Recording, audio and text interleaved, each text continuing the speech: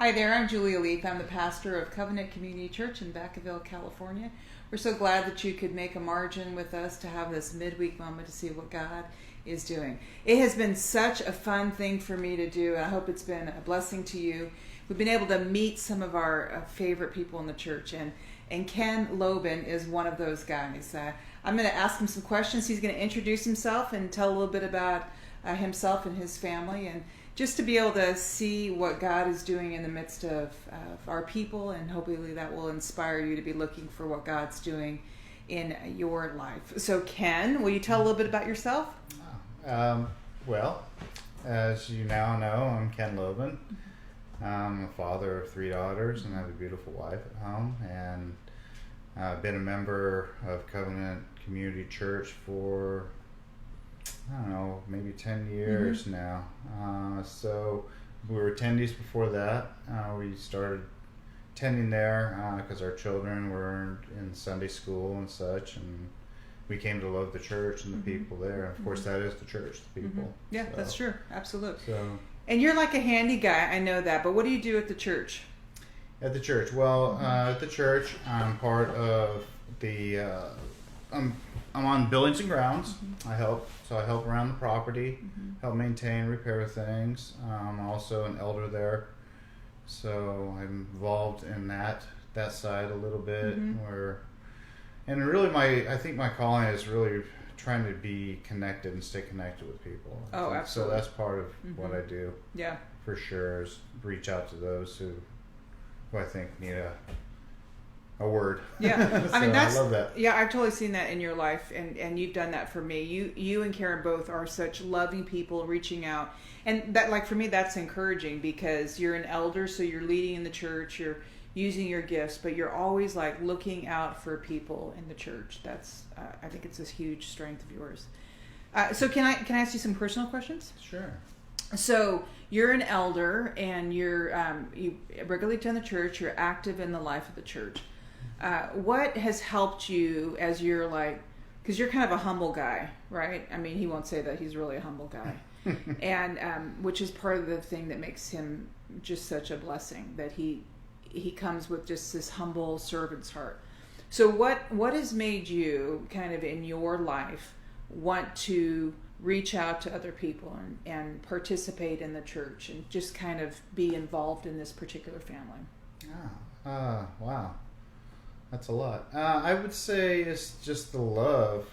It's the bond. There's bonds you create, as you get closer to people. But I think maybe it's kind of just a calling, I guess, to some degree. I enjoy reaching out to people. I like helping people. It's kind of, I don't know. I think God's given me some gifts, mechanical ability, construction, things like that. That I like to share. Yeah. So, and honestly, if I could teach somebody, it's even better. If somebody actually takes an interest, says, "Well, how do you know how to do that?" or "What are you doing?" That makes it even easier and more fulfilling for me. Sure. So I teach too. I teach for our union hall. So. Because of that, I just really enjoy trying to help people. Yeah. And just from our conversation earlier, I know that you were helping people earlier today. And so that's been kind of a busy day, busy season, right? Yeah. This has been like a really rough week for people that we love and people that we know in our community. And there's been so much heartbreak and discouragement, right? It's terrible. And especially when it's people that you know and you love, good, decent, hardworking people. So I know you say it's a calling, which I totally think it is. I think God's called you to be a servant and to help people. But as God's been calling you to kind of help people, have you been able to better understand God or see God in the midst of kind of this really, really rough week? Yeah, I think that's pretty easy to see if you observe and you look at people and you look into their eye. And then speaking with the owners of the property I was at this morning, I see them and I see this huge, devastating loss. So the thing that I've been so encouraged and just blessed by you, and you really do have this call to serve God's people and to serve the community. as you're doing that, as you're going out to people's houses, are you seeing God in a different way? Are you kind of experiencing that in a different way because of this season? Because I think that's really a difficult question, but it's a good question. I think seeing God work would be what I saw in their eyes of the owners, the home I was at, because I saw the devastation, but I see the optimism in their eye, and their thought that we can do this, and they're out there digging through their personal, what's left of this home, but strength. I think it's the strength. So yes, they're definitely feeding on that strength that God can give you. Yeah. And isn't that so encouraging that sometimes we don't? Sometimes we're just kind of trying to get it out, and we know like kind of the right answers, but it's hard to feel that. But then sometimes when we're in community and we see that in other people, we go, oh yeah, okay, that's God's really working. Even if I'm kind of having a hard time seeing it, or even if I'm discouraged or overwhelmed, God is still working. You know. So I'm glad that you had that experience. Can I ask you, just like when you look ahead for the church, like if you think about the church in this season, and as we're kind of moving forward, what would your hope and dream be for us, for our church family? That we can go back to church and actually meet and see each other face to face soon, and enjoy the sanctuary and the companionship that comes with that. Yeah, it's really good. We're actually doing that this Sunday. I don't if we just made that decision this week. So I'll just take this little moment to give a little announcement for you that we're see, look, you're hoping and praying. There, done. Right there. Let's pray for my husband right now. Amen. Here's the thing. So we have our praise team, which is going to be doing a little flexible thing for us, which will be really helpful. So they're going to pre-record the music and that part of the worship, and then we're going to invite people starting this Sunday to come and worship in person, so people can put their eyeballs on each other. So we'll have to, sing in our hearts, deep in our souls, or we can make a joyful noise at home. But that way we can kind of honor what we said we're going to do. But this way, especially now in this season, we can kind of put our eyeballs on each other. So that'll start this Sunday, and we'll just see how that goes. But I think that'll be encouraging. Because, it's been hard to not be together, right? Very. It seems like it's just ongoing and ongoing and ongoing and ongoing. It is. It seems to be just going on and on. Yeah. I'm so used to going there and seeing smiling faces. Yeah. And, getting a hug. Yeah. Type thing.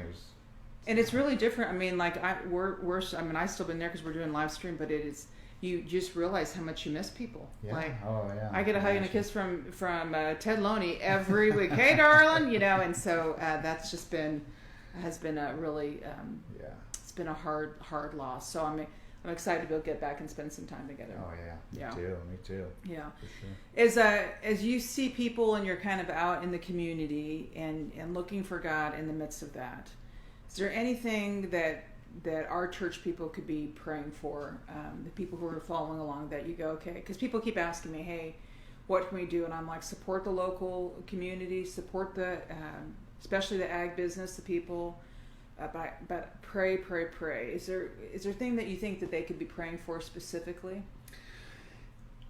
I would say that my greatest worry at the moment is impending rains coming soon, because the devastation I've witnessed out there just on Pleasance Valley Road, we're going to have a serious problem with rainfall and earth movement, earth slide, things like that. That's going to be even further setbacks for those people. So as far as the community goes, and then of course local businesses, that are struggling so hard to stay open.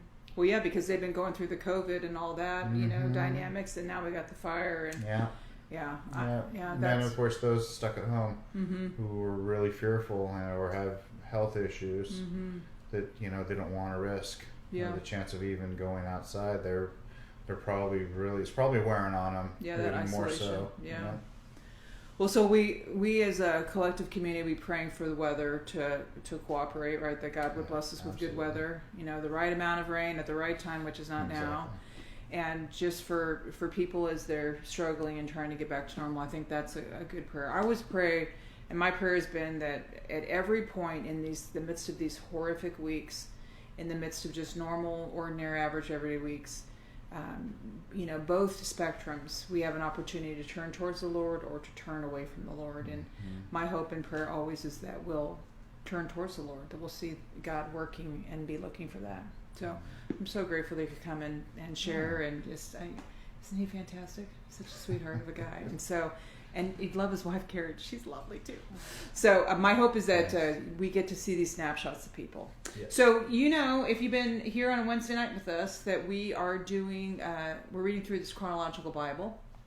If you're not doing that, it's not too late to start. We're in the book of Matthew on Sunday, so if you just want to kind of put your toe in the water, you can start reading in Matthew. We're Matthew 25 this week. But we're looking at the chronological Bible, and it's been this opportunity for us to see the bigger picture of what God is doing. And so right now, we're looking at Habakkuk. Let's say it together, all together. Habakkuk. I had to find out how that was pronounced. Habakkuk.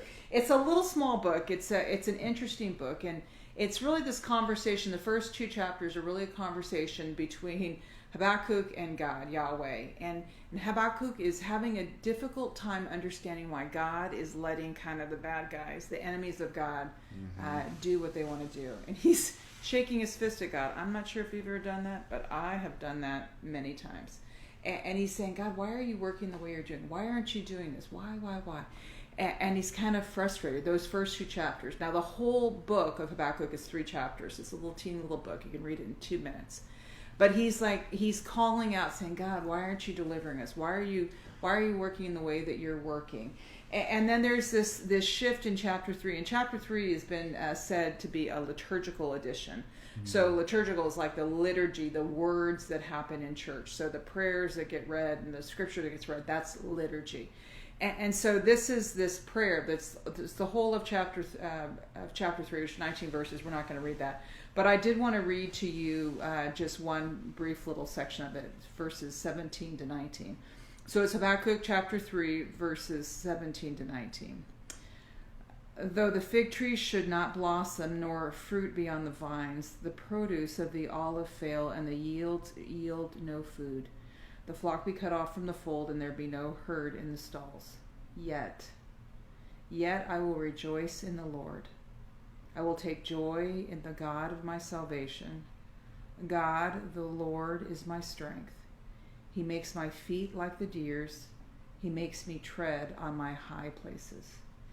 And what for me, as I'm reading it, I'm so reminded of just this devastation and things that are going wrong in our mind, things that we don't understand, things that we're just struggling to kind of put together. And you may be in a place where you feel far from God and you're shaking your fist at God, going, God, why are you letting this happen? Why is this happening in our life? And I wonder if this might be a time for us to decide, instead of turning away from God, that we're going to turn right towards God. And that we're going to say, I don't understand what's going on yet I will rejoice in the Lord. And he'll make my feet like deer so I can go to the high places closer to him where I can see differently. And so my prayer for you, my prayer for all of us is that in this season, which is just wrought with disappointment and devastation and loss, that we would take the moment, we would create the margin and go, I don't know what God's doing. I don't know what's going on in the world. But in the midst of it, I will rejoice. I will rejoice in my Lord. And so even if it's just a moment in the week where we put our flag in the sand and say, I don't know what's going on, everything else is going haywire, but I'm going to rejoice in the Lord. That's my prayer for you, my prayer for all of us, my prayer for the people who are struggling, that we would turn towards the Lord and rejoice, even though it doesn't make any sense. I'm so glad that you could take just a brief moment to spend time with us on this midweek moment, making a margin for the Lord. I hope that you'll come and worship with us on Sunday at 9:30. We'll be worshiping in church, as I mentioned, worshiping in our hearts with the singing, or making a joyful noise at home in our live stream. But that live stream will be at 9:30, so we sure would love to have you come. And then starting the first Wednesday, which is next Wednesday, we'll be doing our Making the Margin time at the church. So that'll give us another opportunity to put our eyeballs on. So we had put something about how we're going to be outside and we're going to do something different. Sometimes I'm fickle. I changed my mind. So we're just going to change because we want to make sure that we can have an opportunity for people to put their eyeballs on each other. And so just to spend time and to remember again how lucky we are to know and love each other. And so we're going to start on Wednesday nights at 7 p.m. still. It'll be just about an hour. We'll have about a 30-minute time. Either be an interview like we've had here today, or it'll be a extended prayer time. And then we'll have a little bit of time of fellowship. But that should just be a wonderful opportunity for us to just take a minute and see what God's doing. The last but not least, I am going to lead a grief group. I've led a couple grief groups here since I've been at this church. And we're going to start that in September.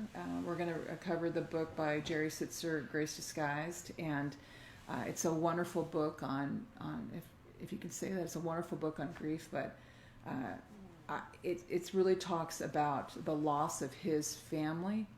But how it applies is the loss of, so many of us feel like we've lost significant things. And so we'll talk a little bit more about that.